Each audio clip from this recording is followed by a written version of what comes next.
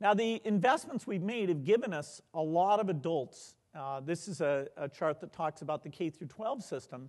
And starting in 1960, for every 1,000 students, you had 40 instructors. Now, that's a very broad term. It includes teachers or people who have to do anything within instruction.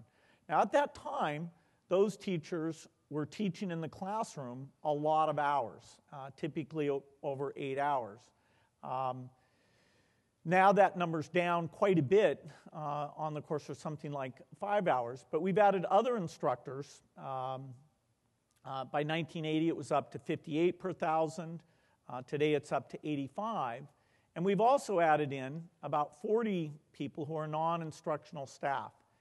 And so if you take all the adults in the system, the broad measure, you have about an 8-to-1 ratio instead of what you had in the far past, which was more like a 20-to-1 type ratio. So it's very different.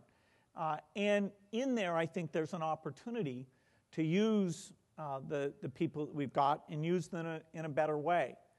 A key element of that is measuring their effectiveness. And that's not a trivial thing to do, but it's an absolutely critical thing to do. If we think of any area of endeavor in the world, we think of sports records, we think of engineering capabilities. You would say today that professionals are better than the professionals of 50 years ago. Simply there's a lot that's been learned and people do things in a much better way.